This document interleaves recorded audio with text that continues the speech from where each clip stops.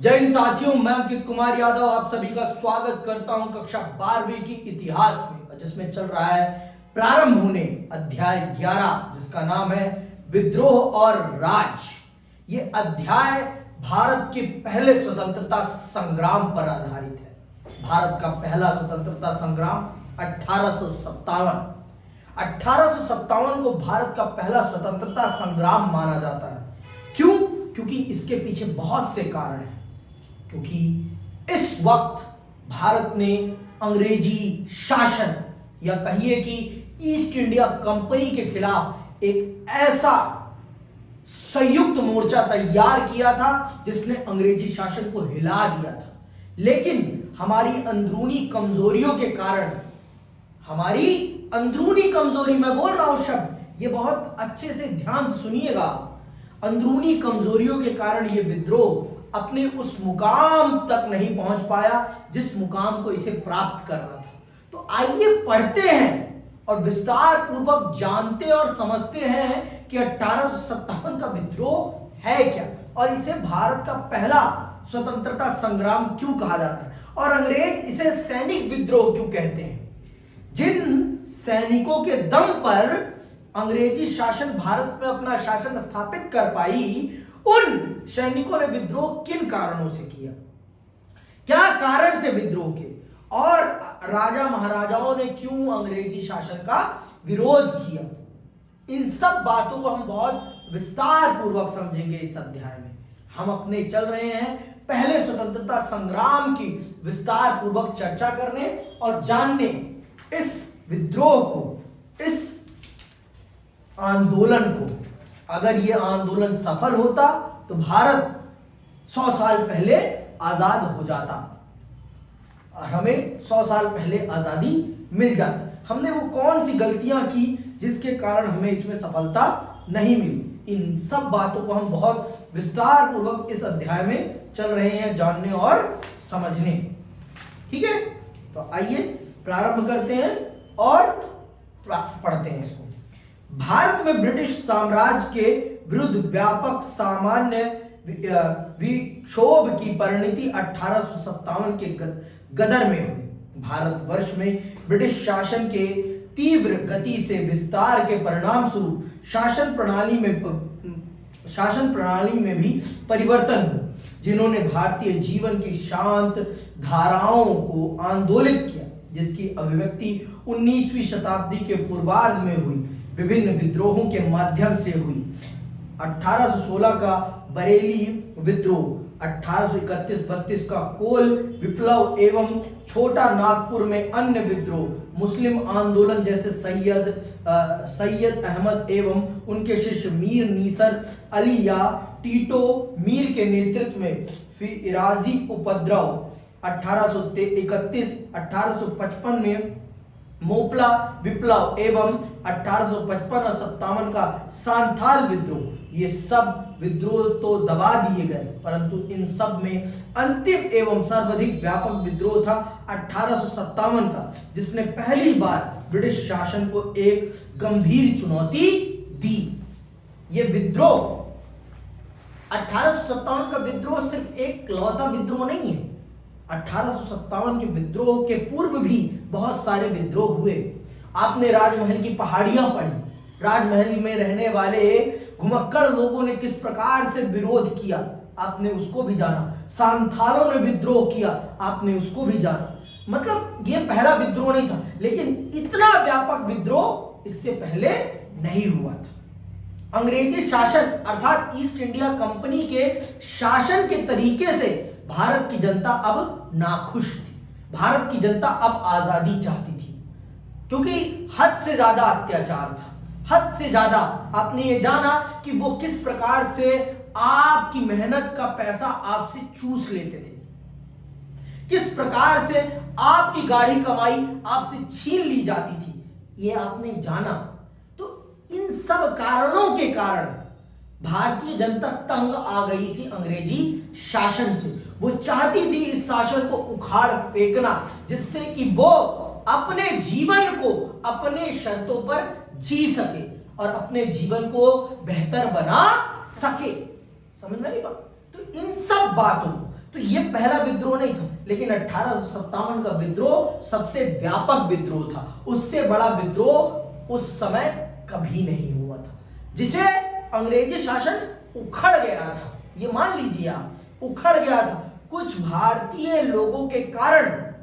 जमींदारों, मैंने कहा ना, जमींदार उनके वफादार कुत्ते थे, और इन जमींदारों की वफादारी के कारण भारत का 1857 का विद्रोह सफल नहीं हो सका, नहीं तो वो अपनी सफलता तक पहुंच जाता बहुत आसानी से। समझ में आई बात? 1857 के विद्रोह की पृष्ठभूमि एवं कारण। तो आइए जानते हैं 1857 के विद्रोह के कारण और उसकी क्या भूमिका थी, कैसे ये माहौल तैयार हुआ 1857 के विद्रोह के लिए। वो कौन से कारण हैं जिनके कारण 1857 का विद्रोह होता है, ये जानना हम सबके लिए बहुत जरूरी है, बहुत ही ज्यादा जरूरी है। समझ में आई बात कि नहीं आई? चलिए, जनता का यह असंतोष विभिन्न क्षेत्रों में ब्रिटिश नीतियों के विरोध में था, इसीलिए इस विद्रोह के विभिन्न कारण थे। जनता का कोई एक कारण नहीं था विरोध करने का, बहुत से कारण थे जिनके कारण विद्रोह होता है। जिसमें पहला राजनीतिक कारण क्या है, पहले हम जान लेते हैं कि वो कौन सा राजनीतिक कारण है जिसके कारण बड़े बड़े लोग, अमीर लोग, वो तैयार होते हैं विरोध करने के लिए अंग्रेजी शासन का। वो कौन से कारण हैं जिनके कारण उनके अंदर ये भावना पैदा होती है कि हमें इस शासन का विरोध करना है। तो आइए जानते हैं पहले राजनीतिक कारण को। डलहौजी की, अंडरलाइन कर लो इसको, डलहौजी की साम्राज्य विस्तार की नीति भारतीय रियासतों में ब्रिटिश शासन के विरुद्ध असंतोष का एक महत्वपूर्ण कारण थी।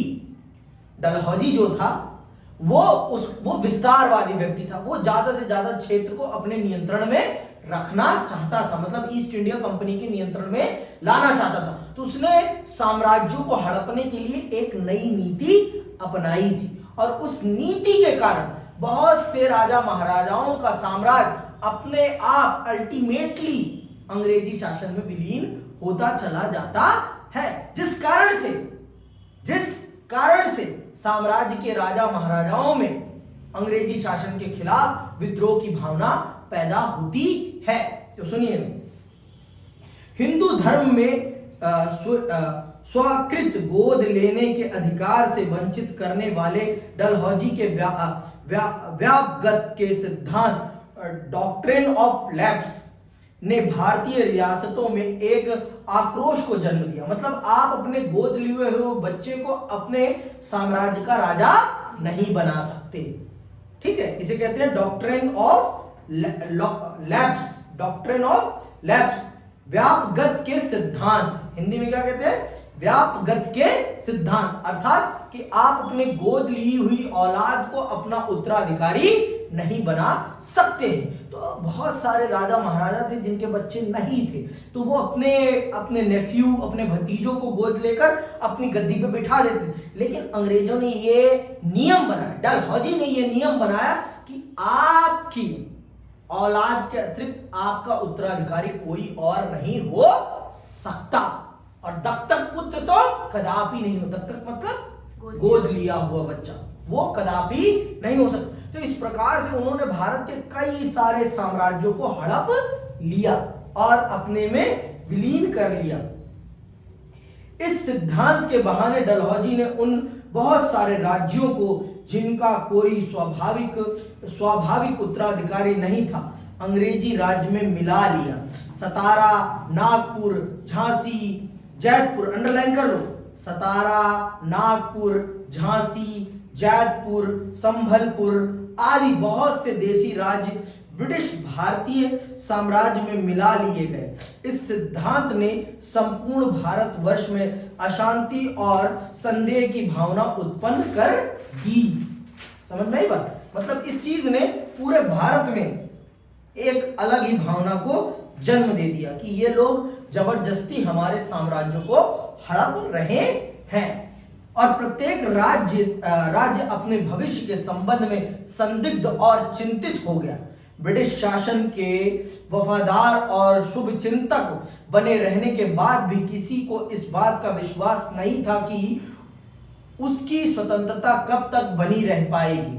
समय समय पर उच्च ब्रिटिश अधिकारियों के द्वारा दिए गए वक्तव्यों ने भी देसी रियासतों में असंतोष को उत्पन्न किया। जैसा कि चार्ल्स नेपियर ने एक बार कहा, यदि मैं 12 वर्ष तक भारत का सम्राट होता तो कोई भी भारतीय नरेश ना होता, निजाम के संबंध में कोई कुछ ना सुनता तथा नेपाल भी हमारा होता। डलहौजी की 1849 की इस घोषणा से कि मुगल बादशाह बहादुर शाह के उत्तराधिकारी को लाल किले को छोड़कर दिल्ली के समीप कुतुब में एक मामूली से मकान में रहना पड़ेगा, हिंदू और मुसलमान दोनों ने अपने आप को समान रूप से अपमानित समझा। झांसी को अंग्रेजी राज्य में मिलाने की ब्रिटिश जिद ने स्वाभिमानी रानी लक्ष्मीबाई को नाराज कर दिया, क्योंकि वह चाहती थी कि उनका दत्तक पुत्र उनके पति की जगह राजा बने। भूतपूर्व पेशवा बाजीराव के दत्तक पुत्र नाना साहब की पेंशन जब्त कर लेने से हिंदू मानसिकता में विद्रोह की भावना जागृत हो रही थी। विदेशी रियासतों पर कंपनी द्वारा अधिकार करने का महत्वपूर्ण परिणाम यह भी हुआ कि बहुत बड़ी संख्या में वहां के सैनिक और सैन्य कर्मचारी बेरोजगार हो गए। इसीलिए असंतुष्ट सैनिक एवं कृषक बहुत बड़ी संख्या में विद्रोहियों में जा मिले। जब राजा रजवाड़े ही नहीं रहेंगे, जब रियासतें ही नहीं रहेंगी, तो उनमें काम करने वाले लोग क्या करेंगे? तो इस प्रकार से भारत के उन राजा रजवाड़ों में अब खौफ पैदा हो गया डलहौजी की नीति से कि ये कब हमारे राज को हड़प ले, कोई पता नहीं है। हमने इनके राज्य को, साम्राज्य को बढ़ाने में इनकी मदद करी और अब ये हमारे ही राज्य को हड़पने की नीति अपना रहे हैं। घर में घुसवाया तो आप ही ने था ना, तो अब घर लूटा जा रहा है तो क्यों चिल्ला रहे हो? हाँ? घर लूटा जा रहा है तो क्यों चिल्ला रहे हो? बाबू मोशाय, चिल्लाने का कोई फायदा है? घुसोड़ने, चोर को घुसोड़ने वाले भी तो आप ही थे ना, कोई और तो था नहीं। सहयोग करा आपने, सेना आपने दी, है ना? आपसी द्वेष में तीसरे को नहीं लाना कभी। तीसरा व्यक्ति आएगा, चीजें खराब करके चला जाएगा। बहुत ही कम तीसरे व्यक्ति ऐसे होते हैं जो आपकी भलाई सोचेंगे, नहीं तो तीसरा जब भी आएगा वो अपना फायदा उठाएगा और आपकी ऐसी तैसी करके चला जाएगा। समझ में आई बात? ये बात सदैव याद रखना, सदैव याद रखना है। ये किताब के लिए नहीं कह रहा हूं, ये जीवन के परिप्रेक्ष्य में कह रहा हूं। जीवन में इस चीज को अमली जामा पहनाना है कि जब भी कोई तीसरा आएगा तो वो हमारी बर्बादी ही लेकर आएगा। अधिकतम समय बहुत ही कम तीसरे व्यक्ति होते हैं जो आपकी भलाई सोचेंगे। तो डलहौजी की नीतियों के कारण सभी राजा महाराजा डर गए। रानी लक्ष्मीबाई जो चाहती थी कि उनका दत्तक पुत्र उनके प्रीतमती के जगह राजा बने, लेकिन अंग्रेजों को तो अब हड़पना ही था। अब उनके मन पे सवार हो गई थी कि पूरा भारत हमारा है और हमें इन सारे राजा रजवाड़ों को हटाना है और पूरे भारत को अपने कंट्रोल में लेना है। आगे डलहौजी की जिस नीति की सर्वाधिक आलोचना हुई वह थी अवध के संबंध में, क्योंकि अवध सदैव से ब्रिटिश सरकार के साथ सहयोग करता आया था। 1856 में, अंडरलाइन करना, 1856 में डलहौजी के द्वारा कुप्रशासन का बहाना लेकर अवध का कंपनी के साम्राज्य में मिलाया जाना ब्रिटिश इरादों का पर्याप्त परिचायक था। इससे समस्त भारतीय रियासतों के राजाओं के मस्तिष्क में एक आशंका तथा अनिश्चितता ने जन्म लिया कि किसी भी राज्य को किसी भी आधार पर कभी भी कंपनी के साम्राज्य में मिलाया जा सकता है। जब अवध को कंपनी ने कुप्रशासन के आधार पर अपने साम्राज्य में मिलाने की कुचाल चली तो भारत के अन्य राजाओं के मन में भी प्रश्न उठने लगे कि जब जो अवध सदैव इनके पक्ष में रहा, उसके साथ ये कुप्रशासन के आधार पर उसका विलय कर ले रहे हैं, तो हम लोगों का क्या, हम लोगों का क्या? समझ में बात? तो इस चीज ने उनके मन में ये शंका पैदा कर दी। आगे सुनिए। इससे समस्त भारतीय रियासतों के राजाओं के मस्तिष्क में एक आशंका तथा अनिश्चितता ने जन्म लिया कि किसी भी राज्य को किसी भी आधार पर कभी भी कंपनी के साम्राज्य में मिलाया जा सकता है। वास्तविकता तो यह है कि कुछ असंतुष्ट शासक एवं उनके समर्थक 1857 के इस जन विद्रोह से पहले ही अंग्रेजी सरकार के विरुद्ध योजनाएं बना रहे थे। इनमें अधिक महत्वपूर्ण थे अवध के पदयुक्त नवाब वाजिद अली शाह का एक सलाहकार आजिम अल उल्ला, जो फैजाबाद के मौलवी के नाम से विख्यात था, नाना साहब तात्या टोपे, झांसी की रानी, बिहार के जगदीशपुर का राजपूत सरदार कुंवर सिंह, जिसे बोर्ड ऑफ रेवेन्यू ने उसकी जमींदारियों से वंचित कर दिया था, तथा मुगल बादशाह बहादुर शाह का एक संबंधी फिरोज शाह। ये लोग पहले से ही प्लानिंग कर रहे थे। राजनीतिक कारणों में एक महत्वपूर्ण कारण यह भी था कि 19वीं शताब्दी के कुछ युद्धों में इंग्लैंड की पराजय ने ब्रिटिश हथियारों की अपराजयता के भ्रम को समाप्त करके लोगों में आत्मविश्वास जागृत किया। मतलब बहुत सी लड़ाइयों में जब ब्रिटेन इंग्लैंड हारा, तो जो लोगों के अंदर भ्रम था कि अंग्रेजों के हथियारों को अंग्रेजों को इनके हथियारों के साथ हराया नहीं जा सकता, तो ये भ्रम टूट गया कि इनको इनके हथियारों के साथ भी हराया जा सकता है। बस आपके अंदर दृढ़ संकल्प होना चाहिए। दृढ़ संकल्प और दृढ़ इच्छा अगर है तो आप इनको हरा सकते हैं। समझ में आई बात? तो इस चीज ने भारत के अंदर एक प्रोत्साहन बल दिया। प्रथम अफगान युद्ध में ब्रिटिश फौजों की पराजय ने लोगों में यह विश्वास उत्पन्न कर दिया कि ब्रिटिश राज का अंत करीब आ गया है। लोगों में आत्मविश्वास का जन्म हुआ कि यदि वे संकल्प और आत्मविश्वास से काम करें तो शक्तिशाली से शक्तिशाली दुश्मन को उखाड़ कर फेंक सकते हैं।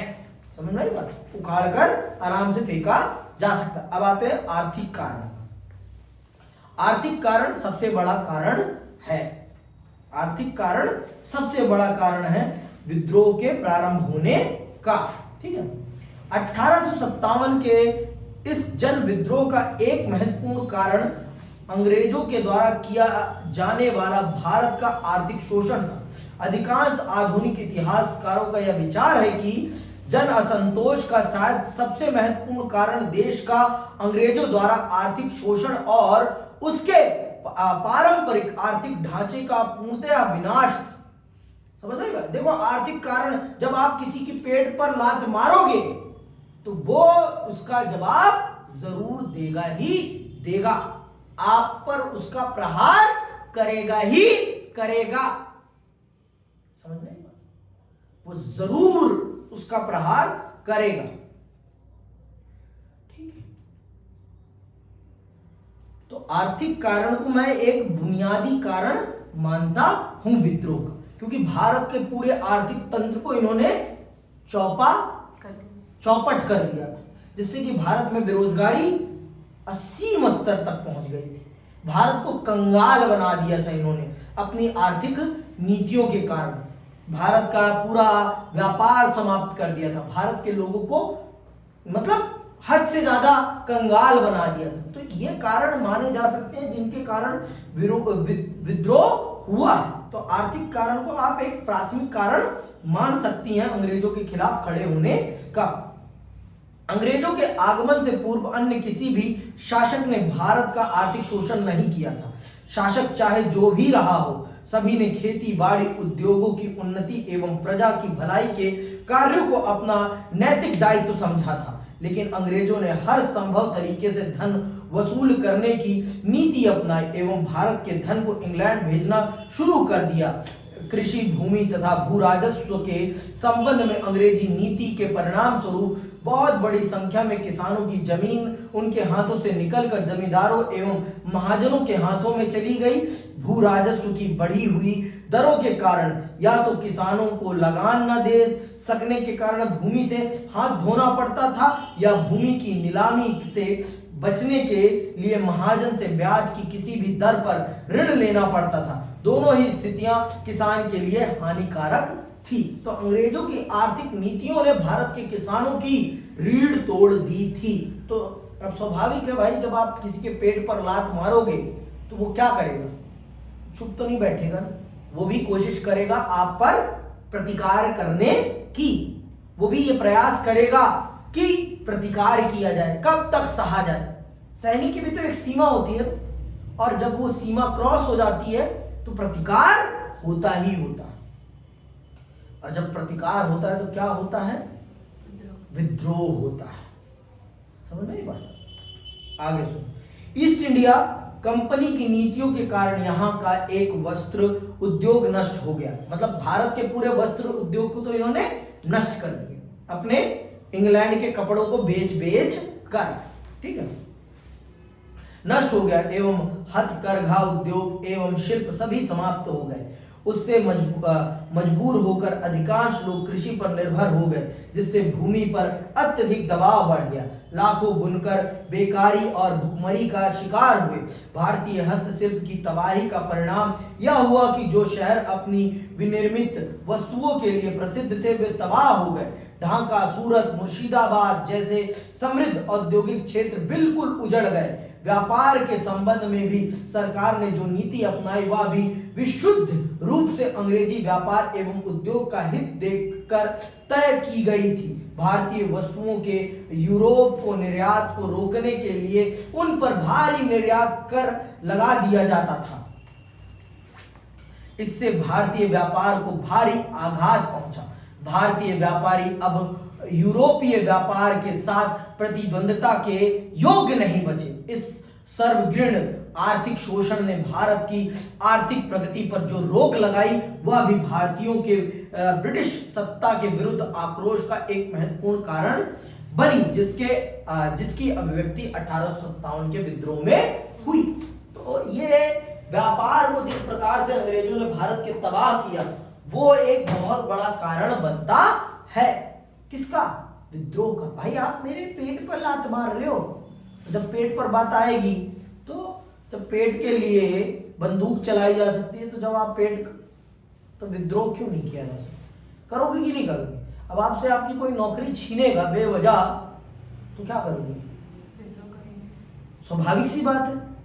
वैसे भी मर जाऊंगी, वैसे मर जाऊं।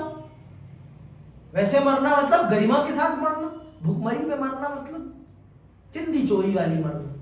इससे बढ़िया लड़के मरा जाए, लड़के मरा जाए। चुपचाप क्यों मरा जाए? लड़के मरा जाएगा। समझ में बात? लड़के मरो, कभी चुपचाप मत मरो। अगर मैदान में उतरे हो तो लड़के मरो, संघर्ष करो, और संघर्ष किया हो। आइए अब अगले कारण पे आते हैं। धार्मिक एवं सामाजिक कारण। धार्मिक एवं सामाजिक कारण। अंग्रेज क्या थे? ईसाई थे। और वो क्या चाहते थे? भारत को भी ईसाई धर्म का देश बनाना चाहते थे। भारत में तो सनातन था, इस्लाम था, बौद्ध था, जैन था। तो वो अपने आप को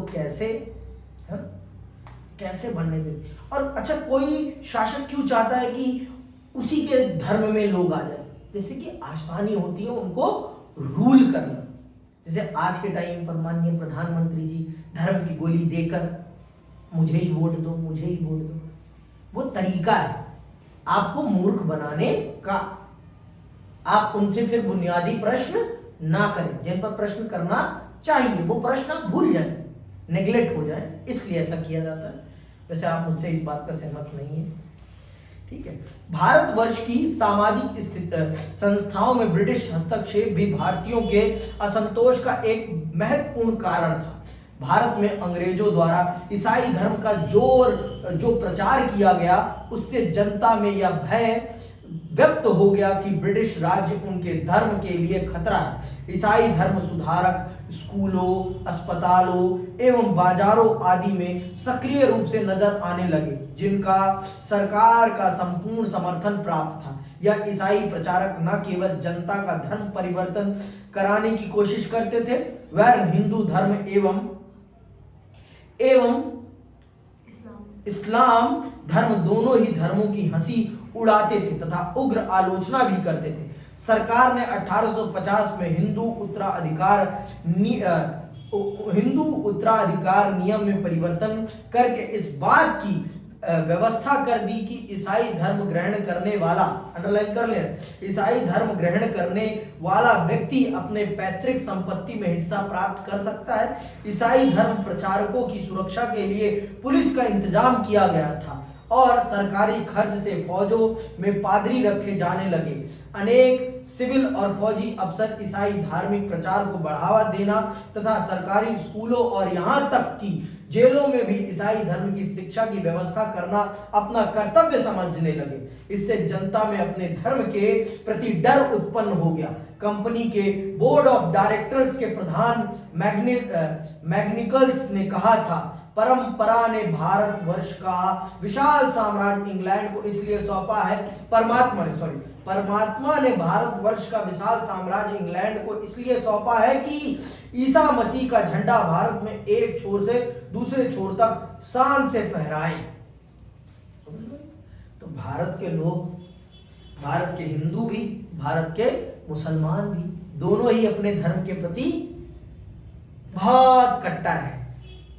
हम तो थोड़ा कम कट्टर है, वो तो ज्यादा कट्टर है ना? गलत तो नहीं कहा मैंने?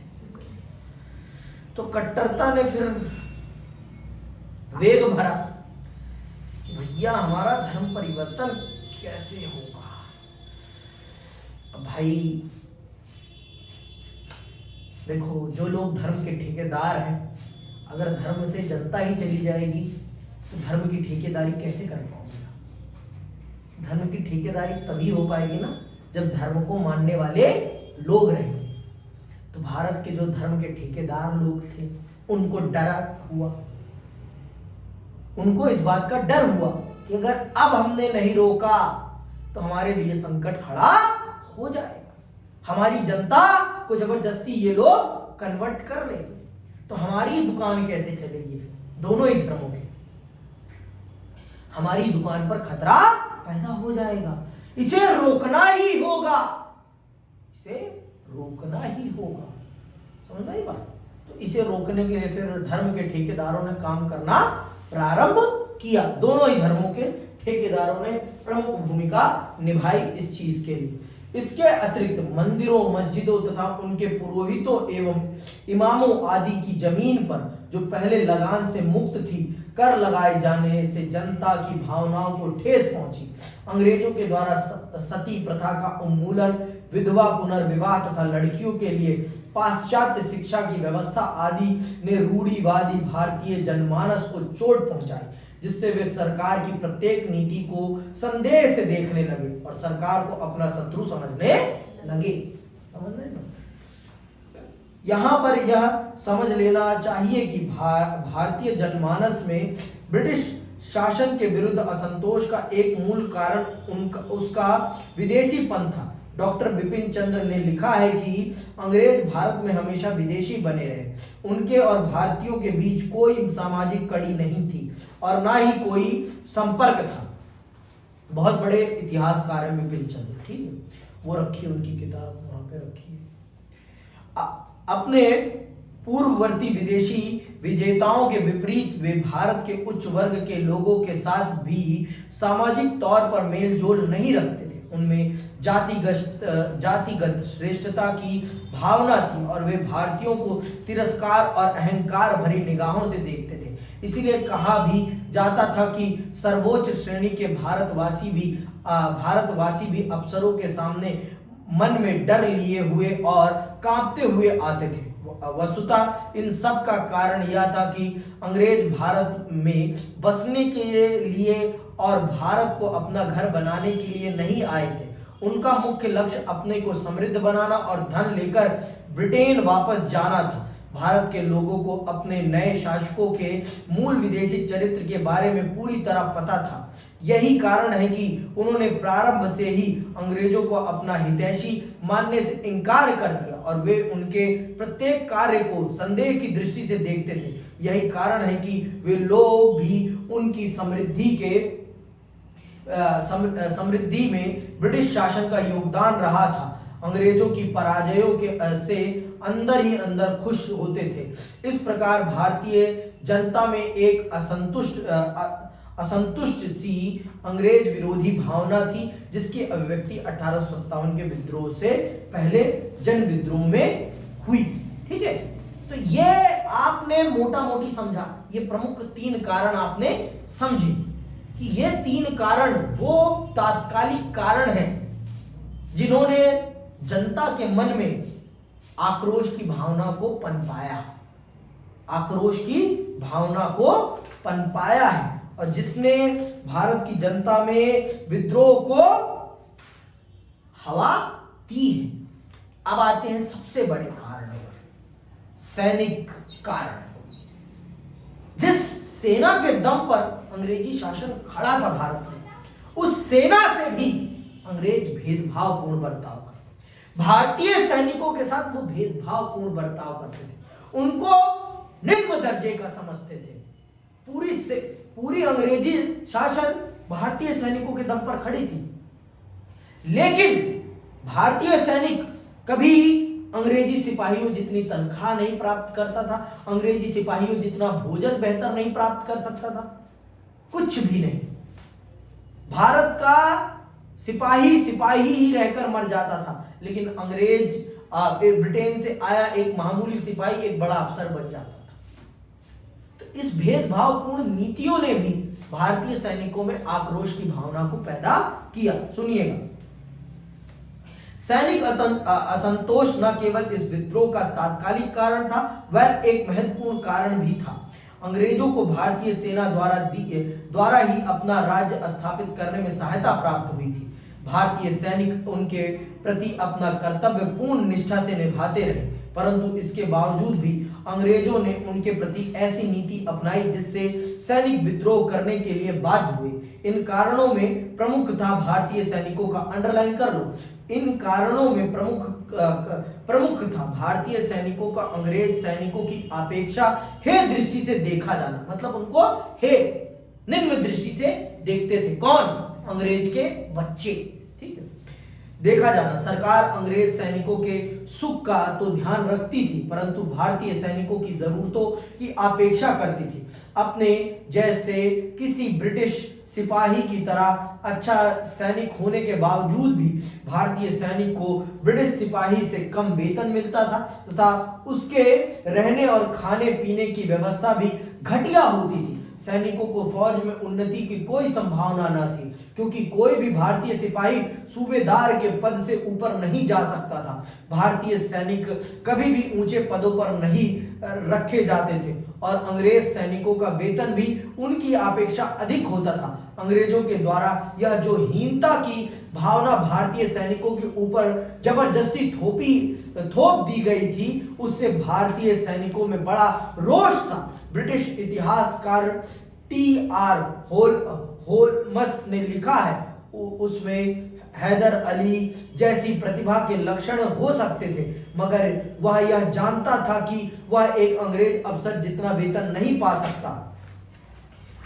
सकता और 30 सालों की निष्ठापूर्वक सेवा के बाद वह जिस ओहदे पर पहुंचेगा, वह इंग्लैंड से आए नए कमीशन प्राप्त अफसर के बदतमीजी से भरे हुक्म से उसे नहीं बचा पाएगा। 1857 में कैलिंग ने जनरल अल्टीमेट एक्ट की घोषणा की, जिसके अनुसार सैनिकों के लिए देश के बाहर जाना अनिवार्य कर दिया गया। इसको भारतीयों ने अपनी धार्मिक भावनाओं पर कुठाराघात समझा, क्योंकि वे समुद्र पार जाना अपने धर्म के विरुद्ध समझते थे। सैनिकों को ब्रिटिश अफसरों के द्वारा सिपाहियों के बीच ईसाई धर्म का प्रचार भी बुरा लगता था। उन दिनों की सिपाही बहुत दृढ़ता से जाति के नियमों जैसे चंदन का टीका, दाढ़ी रखना या पगड़ी बांधना का पालन करते थे, परंतु सैनिक अधिकारियों ने उन्हें इन सब का इस्तेमाल करने से मना कर दिया। तो ये सारे के सारे सैनिक कारण थे जिनके कारण विद्रोह पनपता है, जिनके कारण विद्रोह पनपता है। समझ में आई बात? अब आते हैं तात्कालिक कारण, जिसने चिंगारी का काम किया। इस भूसे पर चिंगारी का काम किसने किया? ये भूसा तैयार था, ये लकड़ी, सूखी लकड़ी, भूसा, पत्ते सब तैयार थे, बस अब एक चिंगारी की जरूरत है। और वो चिंगारी का काम क्या करती है, आइए ये भी जान लेते हैं। तात्कालिक कारण, इस प्रकार हम देखते हैं कि इस समय उथल पुथल के लिए सारे तत्व थे। आवश्यकता थी मात्र एक चिंगारी की। चर्बी लगे कारतूसों की घटना ने उस चिंगारी का काम किया, जिससे 1857 के विद्रोह का विस्फोट हुआ। चिंगारी का काम किसने किया? चर्बी लगे कारतूसों ने किया। चर्बी लगे कारतूसों ने उस चिंगारी का काम किया, जिसने पूरे अंग्रेजी शासन का डंका बजा दिया। 1857 में फौज को पहली बार नई एनफील्ड राइफल प्रयोग के लिए दी गई। इस राइफल के कारतूसों पर एक चिकनाई लगा कागज होता था, जिसके किनारों को दांतों से काटना पड़ता था और तब वे राइफल में भरे जाते थे। अचानक यह अफवाह फैल गई कि इन कारतूसों में चिकनाई के लिए गाय और सुअर की चर्बी का प्रयोग किया गया। गाय हिंदुओं के लिए पवित्र थी और मुसलमानों के लिए सुअर के मांस का निषेध था। आधुनिक भारत का बृहद इतिहास के लेखकों ने लिखा है कि नाना साहब अवध के नवाब के पक्षावलंबियों, झांसी की रानी और कुछ अन्यों द्वारा पहले से ही सेना में परिश्रम पूर्वक असंतोष फैलाया जा रहा था। अब इसने चिंगारी लगा ली, जिसने असंतोष के तप्त भस्म को प्रज्वलित कर दिया।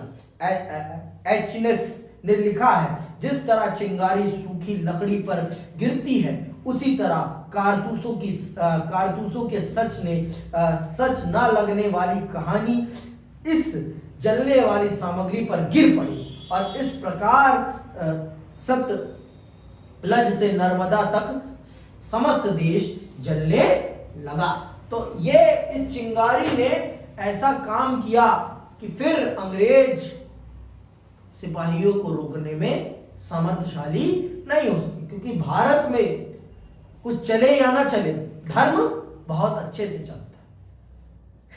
धर्म के नाम पर कुछ भी बेच दो, बिक जाएगा, बिक जाएगा। आप बेचने की क्षमता रखो, बस धर्म के नाम पर आप कुछ भी बेच सकते हो। तो ये भारत, तो आपने ये जान लिया कि ये वो कारण थे जिनके कारण 1857 का विद्रोह प्रारंभ होता है।